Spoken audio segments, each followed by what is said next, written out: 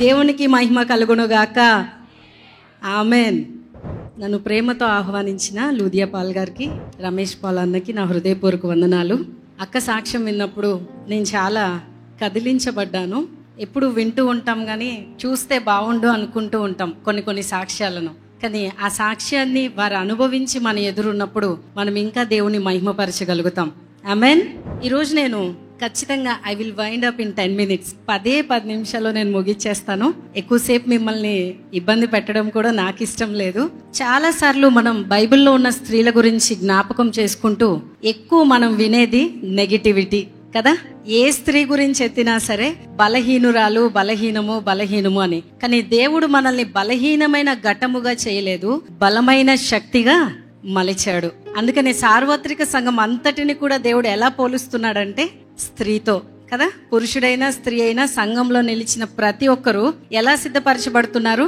దేవునికి సాటి అయిన సహాయము అంటే స్త్రీతో పోల్చబడుతున్నారు. స్త్రీ బలహీనమైన ఘటము కాదు, బలమైన దేవుని సాధనము. ఆ బలమైన దేవుని సాధనముగా మలచబడాలంటే బలహీనతను విస్మరించి దేవుని ఆత్మశక్తితో నింపబడాలి. అందుకే నేను ఈరోజు మీ అందరికి బాగా పరిచయం ఉన్న ఒక 2 స్త్రీలను జ్ఞాపకం చేయాలనుకుంటున్నాను. వారు మనకి నెగిటివ్ గానే పరిచయం.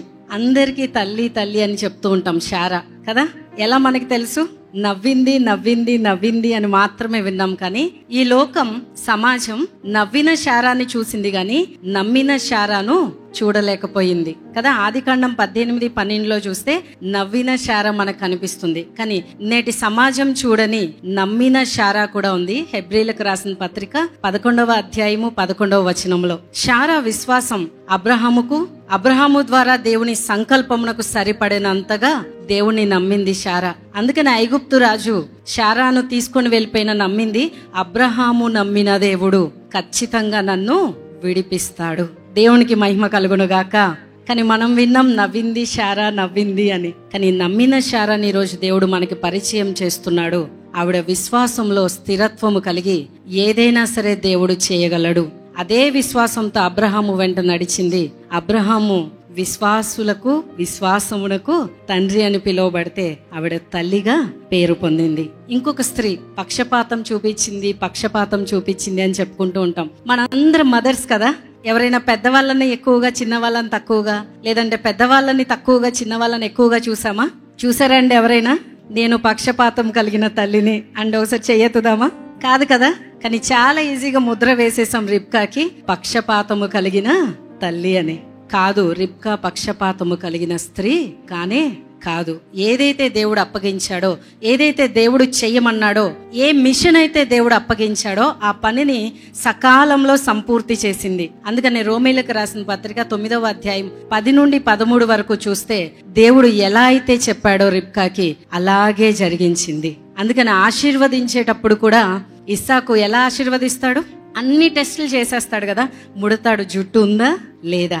ఫైనల్ గా ఒక పని చేస్తాడు, యాకోబును హత్తుకుని వాసన చూస్తాడు. అప్పుడు గొర్రెబచ్చు వాసన రావాలి కదా ఇస్సాకుకి కదా. జుట్టు ఎలా పెట్టుకున్నాడు యాకోబు? ఏదైతే వధించి ఆహారం సిద్ధపరిచారో దాని జుట్టును తన శరీరానికి పెట్టింది తన తల్లి. అంటది, ఈ శాపం నా మీదికి వచ్చునుగాక, నువ్వైతే వెళ్ళిపో, నేను చెప్పినట్లు నువ్వు చెయ్యి. కఠినమైన కర్తవ్యం చేసింది అక్కడ తల్లి. కానీ ఇస్సాకుకి ఏం వాసన వచ్చింది? యెహోవా చేత ఆశీర్వదింపబడిన చేని సువాసన వలె వచ్చిందంట. అప్పుడు ఆశీర్వదించాడు ఇస్సాకు యాకోబును. అందుకనే తల్లి ఎప్పుడు పక్షపాతం కలిగింది కాదు. తల్లి అలా కనబడింది అంటే అక్కడ దేవుని కార్యం, దేవుని ఆలోచన విధానం ఒకటి ఉంది. ఆ దేవుని ఆలోచనను మనం నేర్చుకున్నప్పుడు మనం దేవుని కొరకు గొప్ప కార్యములను చేయగలుగుతాం. చరిత్రలో నిలిచిపోయిన భక్తులందరూ కూడా తన తల్లి ద్వారా జ్ఞానము పొందిన వారే. అందుకే లేఖనం సెలవిస్తుంది, తల్లి ఉపదేశమును మరువకుము. మనం కూడా మన పిల్లల్ని అలాగే ట్రైనప్ చేయాలి. సొలొమోను తల్లి పెంపకము ద్వారా భక్తిని నేర్చుకున్నవాడు. దావీదు భక్తికి కారణం తన తల్లి. యోసేపు భక్తికి కారణం తన తల్లి. మరి తల్లి అయిన మనమందరం మన పిల్లలకు దేవుని గూర్చిన ఆలోచన విధానంతో నింపబడేటట్లుగా we will train up them like that they will be soldiers కదా. దేవునికి సైన్యం అయిపోతారు. ఒక మాట నాకు చాలా ఇష్టమైన మాట, ప్రభు మాట సెలవిచ్చుచున్నాడు, దాన్ని ప్రకటించు స్త్రీలు గొప్ప సైన్యముగా ఉన్నారు. దాన్ని ప్రకటించు స్త్రీ సైనికురాలు అని చెప్పచ్చు కదా. కానీ చెప్పబడుతుంది గొప్ప సైన్యము. అక్కడ అనేకుల గురించి కాదు, ఒక్కరి గురించే చెప్తూ, ఏ స్త్రీ అయితే దేవుని ఆలోచన విధానమును నేర్చుకుంటుందో, ఏ స్త్రీ అయితే దేవుని ఆలోచన విధానమును నేర్చుకొని తన కుటుంబమును కడుతుందో, ఆ స్త్రీ ద్వారా కట్టబడిన పిల్లలు తర్వాత తరంలో సమాజమును కట్టగలుగుతారు. అందుకే గొప్ప సైన్యము. ఆ గొప్ప సైన్యముగా దేవుడు మనందరినీ తీర్చిదిద్దునుగాక. అలా మనం మన పిల్లల్ని ట్రైన్ చేసేటప్పుడు డినామినేషన్ భేదం లేకుండా, ద్వేషాన్ని నింపకుండా, ఎప్పుడు సేవకులు ఒక మాట చెప్తూ ఉంటారు, డినామినేషన్ ఏదైనా సరే, సిద్ధాంతం ఏదైనా సరే, క్రీస్తు రక్తమందు కడుగబడిన ప్రతి ఒక్కరూ నా కుటుంబమే. ఏ మందిరానికైనా వెళ్ళనివ్వండి, ఏ మినిస్ట్రీలోనైనా ఉండనివ్వండి, యేసే నా దేవుడని నమ్మి ఆయన రక్తంలో కడగబడితే చాలు, వారు నా కుటుంబమే. దేవునికి మహిమ కలుగును గాక. అది చెప్పడానికి మేము చాలా అతిశయిస్తాం. ఎందుకంటే వీఆర్ వన్ ఇన్ క్రైస్ట్ కదా. మనం ఆయన పిల్లలము, ఆయన ఉద్దేశమును ప్రకటించేవారము. ఆలోచన వ్యత్యాసములు ఉన్నాయేమో కానీ మనమందరం క్రీస్తు రక్తము ద్వారా కడుగబడిన ఆయన పిల్లలము. ఆయన స్వరక్తము చేత మనల్ని సంపాదించుకున్నారు. ఆ స్వరక్తము చేత సంపాదించబడిన మనమందరము కూడా మన పిల్లల్లో డినామినేషన్ భేదం, క్యాస్ట్, క్రీడ్, రిలీజన్ ఇలాంటివి ఏమీ నాటబడకుండా ఆయన ఉద్దేశములతో మనం నింపగలిగినప్పుడు మన దేశమును ఆయన ఆలోచన విధానంతో నింపబడే సైనికులను సిద్ధపరచగలుగుతాం. ఆ కృప దేవుడు మనందరికీ అనుగ్రహించునుగాక. ఇలా సిద్ధపరిచే పనిని దేవుడు మాకు అప్పగించి సేవకులను దర్శనము ద్వారా ఆయన పిలుపును అనుగ్రహించి పని జరిగించుకుంటున్నాడు. అందుకని సత్యమును ప్రేమతో సాత్వికముతో స్థాపించాలి అనే సేవకులు పనిచేస్తున్నారు. WCM కిరణ్ పాల్ గారు, నేను చాలా సంతోషిస్తున్నాను. నాకు ఈ స్థాయి కలిగిందంటే కేవలం ఆయన ద్వారా మాత్రమే.